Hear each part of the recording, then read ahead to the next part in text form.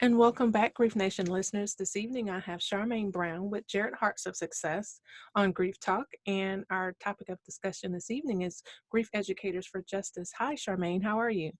Hi, Miami. I'm well, thank you. Well, thank you so much for being on the show. We're going to go straight into our discussion of what was your grief journey like? How did you get here? It started nearly 5 years ago after learning of our son Jared um, was killed tragically over the weekend. My husband and I had been out of town, and upon returning home, my husband found a note that was left on our front door from the coroner's office.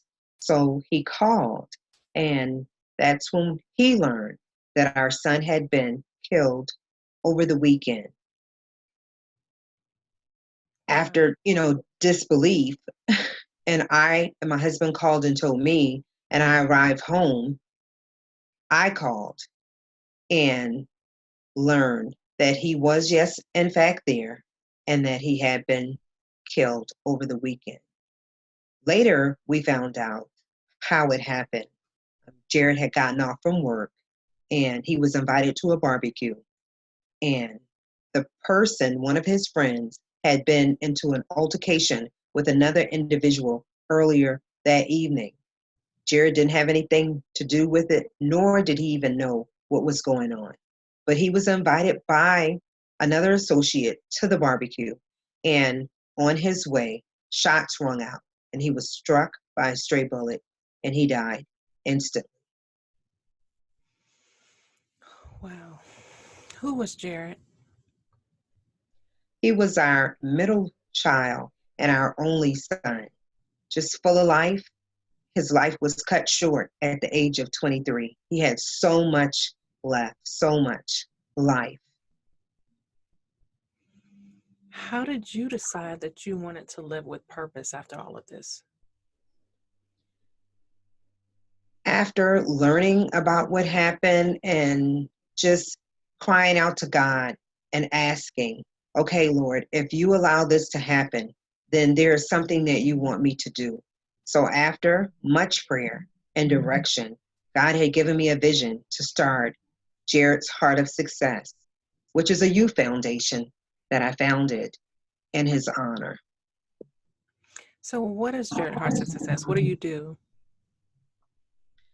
It's a youth foundation, and we provide mentoring and leadership development, as well as health and wellness sessions, financial literacy, STEM, and advocacy through prevention awareness programs.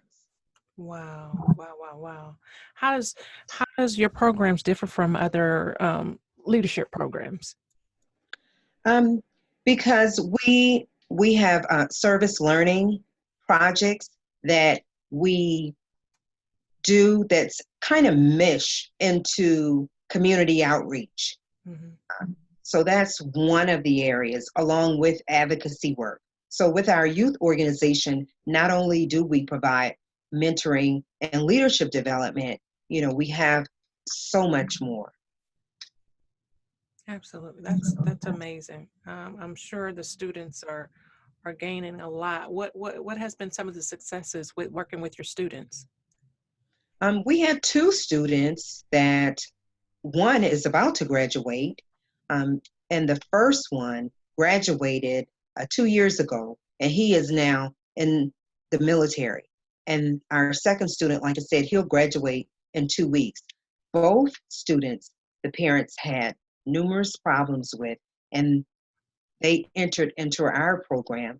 And through working with those youth and with the parent, they were able to make a huge turnaround, and now they're on the right path, and they're both doing very well and have become very successful in their areas.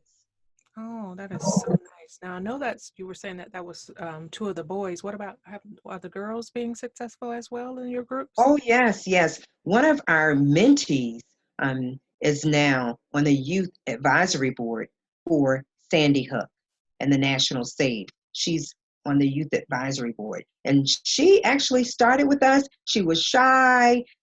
She didn't like to communicate, definitely wasn't a person that was outspoken. And now she stands up and she speaks out, and she is a force to be reckoned with. She is Wow. just doing phenomenal, in addition to all the other things that she's doing as well in her school.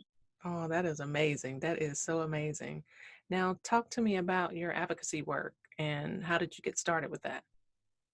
I learned about Moms Demand Action about 2.5 years ago, and I like what they stood for with the gun violence prevention. So I joined them and I advocate along with Moms Demand Action. Okay. And why is that important to you? Why is that work of advocacy important to you? I advocate because I wanted to be Jared's voice. He's no longer here. I did not want him to ever be forgotten about. I think that, especially by the way he died tragically Mhm. and killed, senseless gun violence. And so I wanted to advocate in that area and help and make sure another mother or family would not have to go through what we have gone through. Mhm.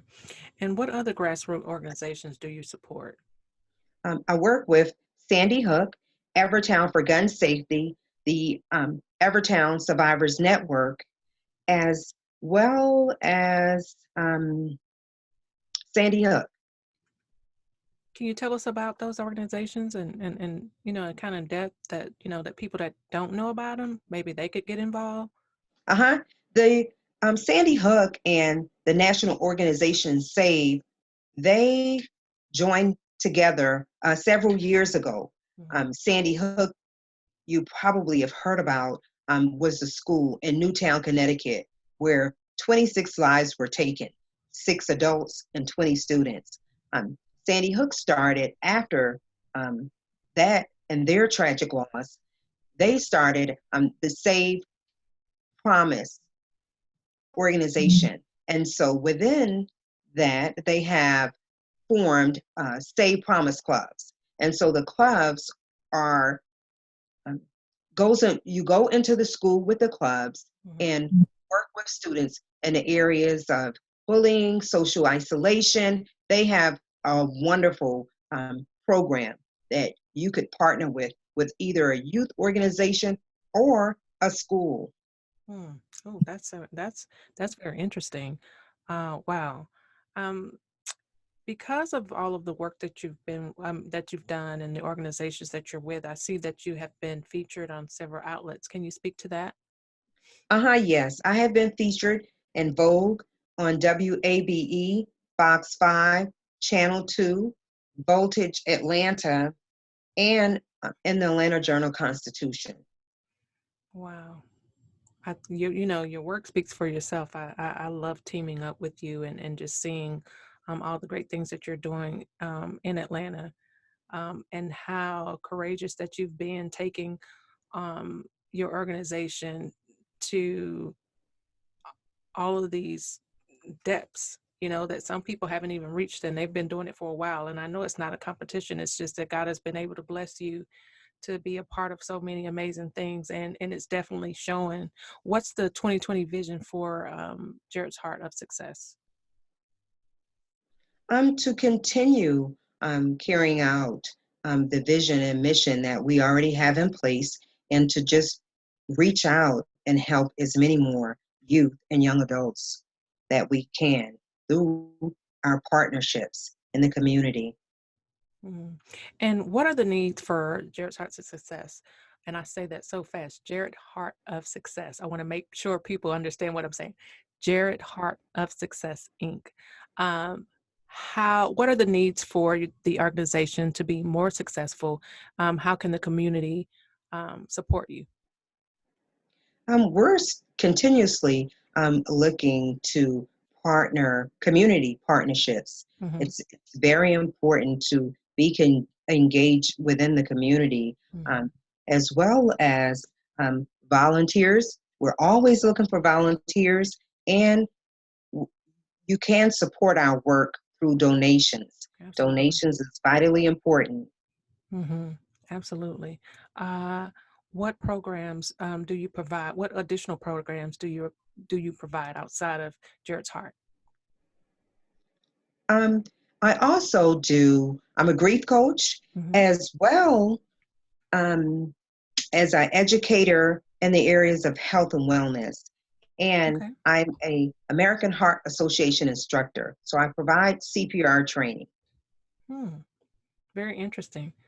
Do the kids get involved with either of the other two programs that you have? Yes, they actually do. We've gone into several churches Oh, wow. and have done health and wellness workshops. And so, yes, they have been involved. All right. And talk to us about some of the end of the year programs that you do, because last year, at the end of the year, you had a lot of stuff that you were doing with the kids that was so amazing. And I just want you to share that with our community of how involved your kids are with the seniors and just the kids' toys, all of that stuff. Okay, we every year we partner with the Marine Corps and the Toys for Tots. And so um, we give out toys to individuals in need during the month of December for Christmas so Hmm. that they'll have toys for Christmas. Absolutely. So that's an annual event that we do. And in the summer, we do a book bag program where we partner with several homeless shelters here in Atlanta, and our students they pack school supplies into the book bag, essential tools that's needed for success for students. And for seniors, we annually go into a medical facility and they sing Christmas carols, Oh, and we give out socks for seniors.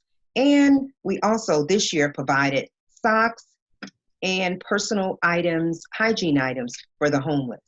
oh wow, Charmaine, just so amazing, so amazing.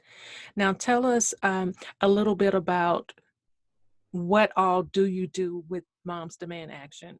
The important days for moms. Advocacy Day. Mm-hmm. Advocacy Day is coming up soon, and it's very, very important. Advocacy Day here in Georgia is February the 12th. And so that's a day that we all join together, moms from all across Georgia, and we convene at the state capitol to speak to our legislators about issues that are at hand. Mm. And what else happens during the year for moms?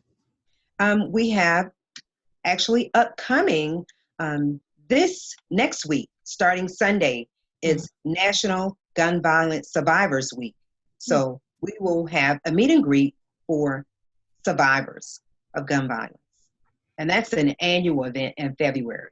February the 2nd through the 8th is National Gun Violence Survivors Week. So all the survivors get together. New survivors, unfortunately, the number continues to grow, but Mm-hmm. we all get together during that special time and just share our stories with one another, have light refreshments, and it's just a time of reflection. Wow, wow. And what are some other dates or days or activities that are involved, within the year of for moms?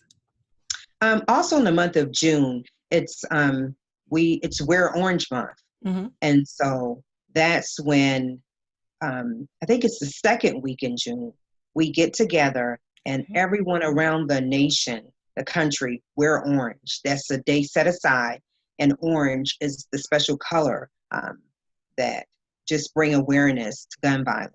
And so we get together on that day as well, Mm-hmm. and it's National Wear Orange Day.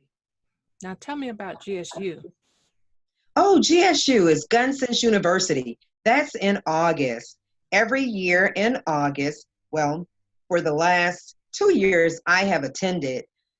Last year, we had the Students Demand Action and the Moms Demand Action, and it was over 2,000 members. Wow. And that's a time that we get together and just learn about just all the work that we can do um, in our home states once we return. So Gun Mm-hmm. State University just, gets everybody together. It's a learning session, an empowerment session, and it's just just so much fun. It's so much fun. And you get so much more educated on gun violence and prevention and outreach and things that you can do. You just get together with everyone around the country that in all the 50 states, and Wow. and then you take that what you learn back into your communities to further advance the movement. All right. All right. Now, what other parts of mom are you connected with? Evertown for Gun Safety and the Survivors Network. Okay. And the Survivors Network, what is that? The Survivor Network was started by Mike Bloomberg, Hmm. and that's a platform for survivors to be able to share their story, Hmm. nationally. Oh, wow. Wow. Talk to us a little bit about Mike. How you feel Mike about Mike? Bloomberg? Yeah. Well, I'm excited that he has, threw in his bid to run for presidency. So I'm super excited about it. I stand with Mike. I love what he stands for, and all the areas that are issues to him, especially with gun violence being on Yeah. the forefront. I'm just super excited. I think he would be the best person that will lead our country because right now we're so divided. And I think he will be the right person to unite us Yeah. and help our country become stronger, safer, and healthier. Yeah. Thank you. Thank you. Thank you for sharing that. So, what other programs do you think should not what other programs, but what are some other things that should be important to youth programs? Because I know a lot of times that, of course, we're doing leadership, and what are some other areas that you think you would like to take Jared in the future? Jared Hearts of Success. Um, well, currently, the areas that we're working in, Hmm.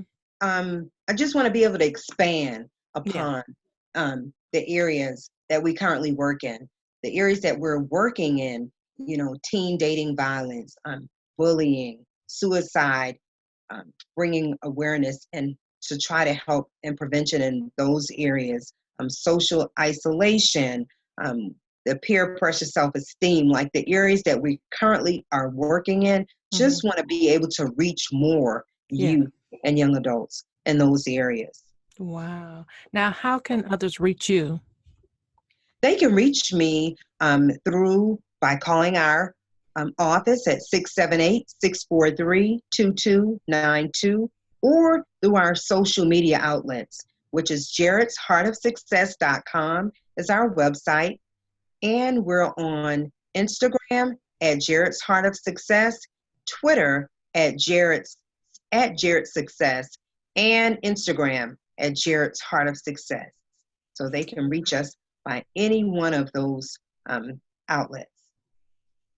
So, leave us with your favorite memory of Jared.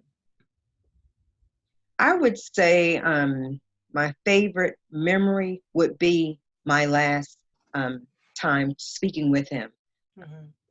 Jared and I had a very long conversation, actually, 1 week before he was killed. And so, what we discussed at that time, I'll ever have embedded in my mind. Before I let you go, what has your attention, being a leader in your community, that you would like to see change or you would like to bring further awareness to? Definitely senseless gun violence. That is at the forefront. Thank you so much, Charmaine, for sharing your story, coming onto the show, giving us your time, sharing space with us. As always, I love you and I really thank you and take my hat off to you, girl, because you're always busy. You always have something going on. You're always supporting our young adults and our teens, and helping them to be productive citizens, and you just have a big caring heart, and it shows, because it definitely reflects in the children that you mentor. So thank you so Thank much. you. Thank Have a you. good night. Thank you. Good night.